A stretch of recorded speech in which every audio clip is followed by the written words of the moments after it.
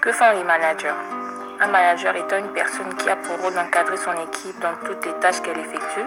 Il est aussi efficace et doit avoir certaines compétences, à savoir les compétences techniques, c'est-à-dire il doit être capable de donner des idées pour améliorer le travail déjà fait.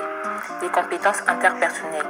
Il doit être un leader capable de bien gérer son organisation et ainsi être un exemple pour son personnel. Mais quel que soit l'univers, le management s'articule autour de 8 fonctions clés. Ces fonctions définissent les contours des prérogatives qui appartiennent aux managers, à savoir organiser, produire, réguler et gérer les relations interpersonnelles, former, déléguer, contrôler, diriger.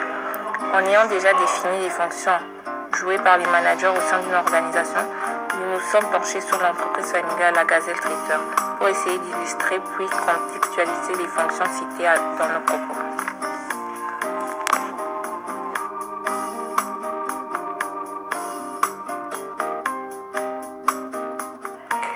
La Gazelle Traiteur est une entreprise née à Kinshasa il y a de cela une année. C'est une organisation spécialisée dans les services traiteurs, la restauration et l'organisation des événements comme anniversaire, fêtes en famille, mariage, etc. Étant chapeautée par la fondatrice elle-même et de par sa gestion, nous avons pu apercevoir toutes les fonctionnalités qu'opère un manager dans une entreprise. C'est une entreprise en forte expansion puisque la demande sur les marchés ne fait que croître et nous pouvons déjà comprendre que c'est à cause d'un bon management et une bonne utilisation de l'information que cette petite entreprise réussit à accomplir de telles prouesses. De par sa diversité des produits et par son sens du bien faire, la Gazelle Traiteur propose également des services de bonne qualité à moindre coût. Elle offre ses services un peu partout au sein de la ville de Kinshasa. Tout ce qui est nourriture, il suffit juste de passer la commande par téléphone ou même sur les réseaux sociaux, Facebook, WhatsApp, etc. Nous avons essayé de contextualiser les résultats de nos recherches sur la question « Que font les managers en ces terres ?»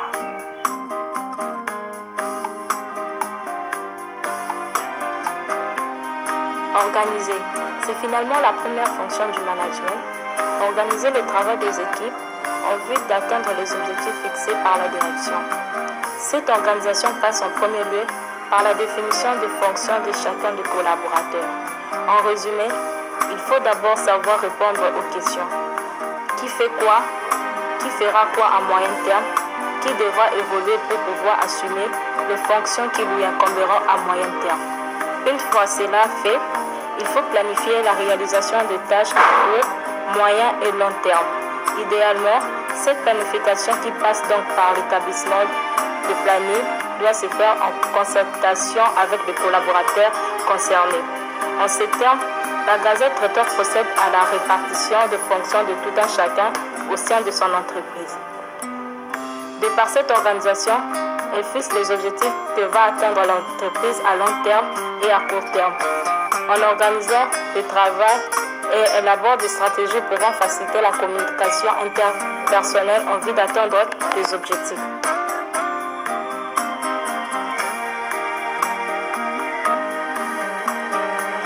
Informer.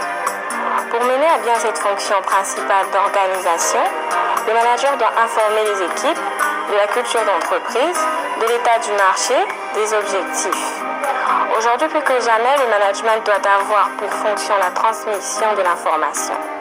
C'est en effet le meilleur moyen de garantir l'implication des collaborateurs et donc, a fortiori, la réalisation des objectifs. Elle est la plaque tournante de l'entreprise car c'est elle qui détient tous les renseignements possibles sur la culture de l'entreprise, qu'elle se charge bien sûr de communiquer à son personnel, mais aussi la maîtrise de l'état du marché qui est un atout majeur influent sur la production. Elle rassemble les informations nécessaires sur le sujet qu'elle prend bien sûr de partager avec ses collaborateurs en vue d'accroître la production de l'entreprise. Produire. Il ne s'agit bien évidemment pas là de produire au sens industriel du terme, mais ce que le manager doit produire.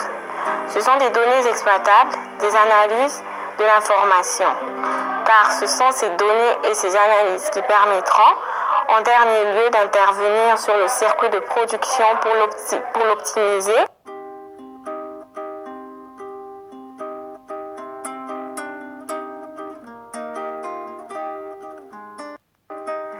Réguler et gérer les relations interpersonnelles.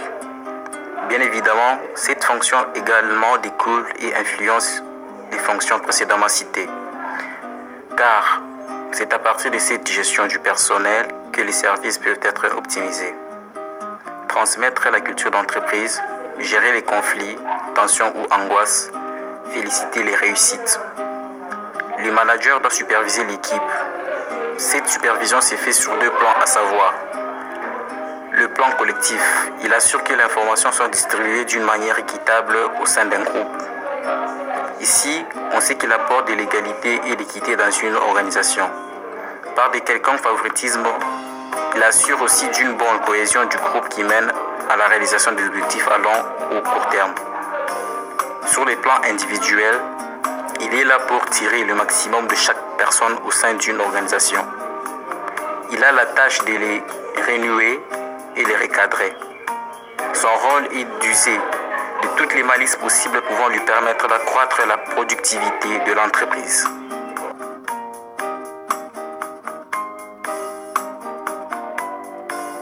Former. Non seulement les salariés peuvent avoir besoin de progresser, mais l'entreprise elle-même doit voir que les collaborateurs progressent, que les salariés montent en compétences ou simplement évoluent dans leur carrière. Ce sera aussi une des fonctions du management que de piloter cette formation continue des collaborateurs. De par son savoir-faire, le manager de la Gazelle Traiteur transmet son expérience à son personnel. Elle essaie de toutes les manières possibles d'augmenter le niveau de compétence de tout un chacun. Déléguer.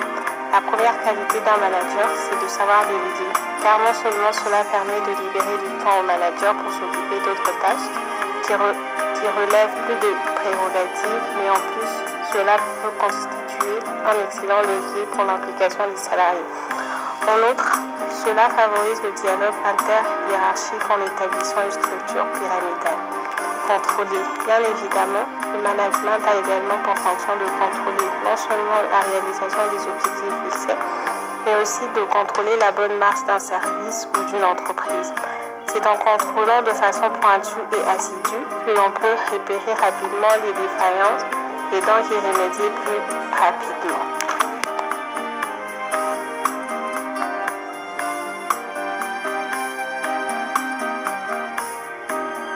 Diriger. Finalement donc, le manager a pour fonction de diriger, c'est-à-dire étymologiquement faire avancer d'une direction précise de cette fonction évoquée ci-dessous, ne sont finalement que le moyen de réaliser cette fonction principale dirigée. La première qualité qu'on retrouve à un manager est son sens d'animation de l'équipe. Trop souvent, le manager s'y donne comme mission de diriger son équipe et s'y positionne comme le chef en adoptant une posture parfois tyrannique, pensant ainsi affirmer son autorité. Alors qu'un bon manager est avant tout un animateur d'équipe. Il doit pouvoir communiquer facilement en donnant les informations nécessaires et la bonne réalisation de missions à accomplir. Il doit donner du sens à toutes les actions qu'il mène avec son collaborateur et justifier toutes les remarques qu'il leur fait. Il peut tout dire à condition de le faire dans le respect de l'autre et avec l'élégance. La seconde qualité qu'il peut avoir découle de la première s'il sait communiquer et animer. Il est important qu'il sache aussi écouter, comprendre, accompagner les personnes qui lui est confiée. La troisième qualité de son savoir est de savoir encadrer ses collaborateurs, ce qui veut dire qu'il doit les aider à bien comprendre les règles pour mieux le respecter, les règles de vie au sein de l'entreprise, mais aussi le procédure du travail. C'est ici que ces technicités rentrent en jeu. S'il est bon dans son domaine, il imposera facilement son point de vue à ses collaborateurs qui respecteront ses compétences. Là encore, trop des managers confondent encadrer et diriger. La nuance est importante. La différence, c'est le dialogue. Ne jamais perdre le dialogue avec ses collaborateurs pour mener vers la performance et la réussite. La quatrième qualité est à notre sens de l'autocritique, à la fois sur ses attitudes vis-à-vis de ses collaborateurs, mais aussi sur les actions qu'il mène dans son service et la façon qu'il a de le mener. Il doit être en mesure de reconnaître ses erreurs pour mieux le corriger. Cinquième qualité, c'est contrôle de ce qu'il fait par ses équipes. Il doit savoir déléguer, faire confiance et donner une totale autonomie dans une réalisation de tâches de ses collaborateurs, ce qui ne doit pas l'empêcher de vérifier qu'elles sont bien réalisées et son équipe a bien compris la commande qui lui a été faite. Le contrôle est aussi un gage de qualité et donc la crédibilité pour le manager et son équipe. Un projet bien mené et des qualités et un projet qui va ramener de la plus-value à tous les services.